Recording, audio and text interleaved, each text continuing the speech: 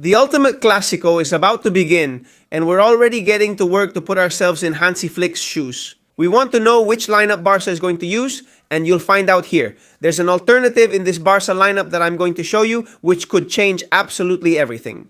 Since neither Rafinha nor Lamine Yamal are playing, Rafinha also isn't in the starting 11, I'll tell you what this great Barça lineup on Sunday could look like. Don't forget to hit the like button and subscribe, because with everything that's happening with Real Madrid, I can assure you that this could be, watch out, a truly historic Clásico. Not just because of the result, but because Barça could win the league if they beat Real Madrid. In other words, it's every Barça fan's dream. Let's look at the potential starting 11 for the Clásico.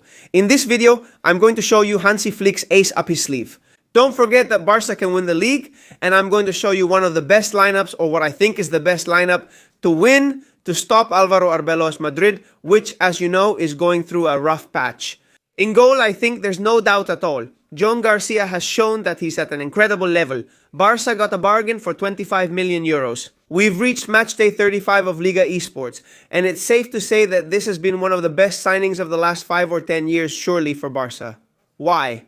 Because of his performance, his reliability, everything he has given to the Barça team. It's a shame we're not in the Champions League final, but once again, Barça has had a great season. We were eliminated in the Copa del Rey semifinals, and you know how the league went. Thank you. That's how it is, Dad. It is what it is, whether people like it or not. Jon Garcia, goalkeeper for FC Barcelona. Let's continue with the defense. About the defense, let me tell you something. I mean, some people are counting on Alejandro Valdi. Honestly, in my opinion, I don't think Valdi will be there. I'm going to tell you, and you can let me know in the comments according to your opinion as well, Conchoa or Cancelo. Honestly, Cancelo, for me, he has proven me wrong. I have to say it. Now, Cancelo has proven me wrong because I thought he was going to come here and be the kind of player who hesitates too much, who plays really well in some matches and really badly in others. I think Cancelo's average has been an 8 or 8.5 in all the matches he's played, and in some I would even say he was outstanding, but overall I've really liked Cancelo. I think we can all agree on this, so Cancelo absolutely has to take that left back spot.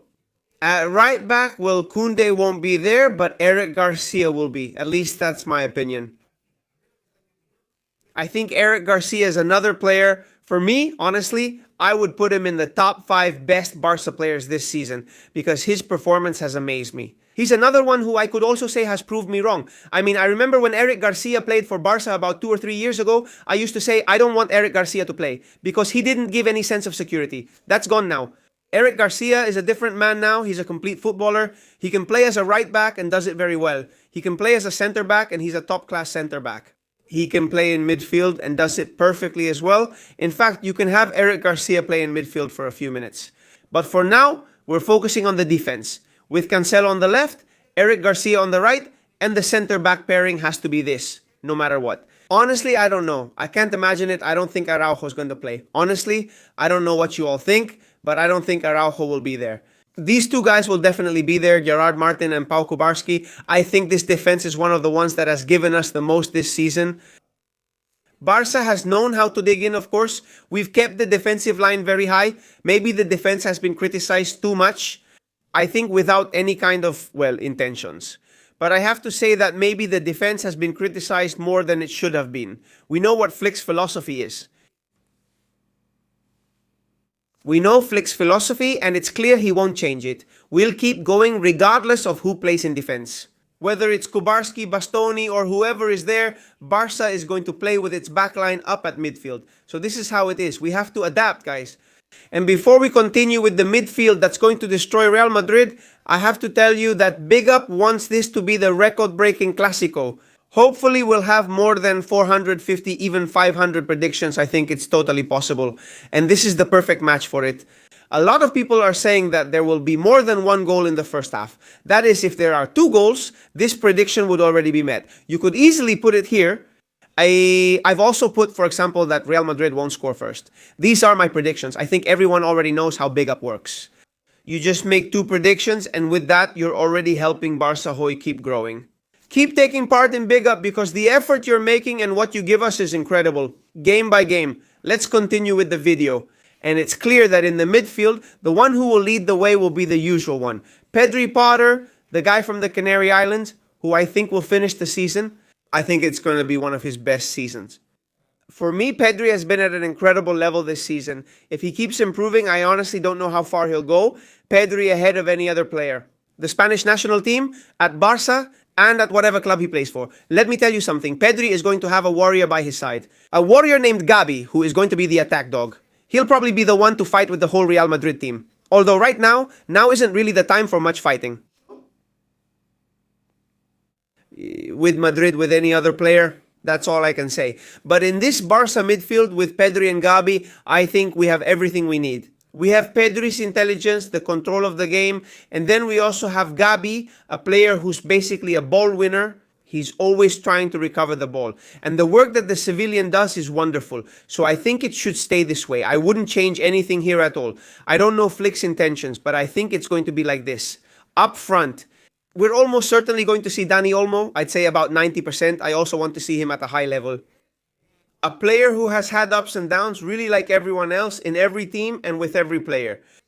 But I expect Dani Olmo to be at his best. I mean, I want him to be the Dani Olmo from the first matches when he arrived at Barça. An incredible level.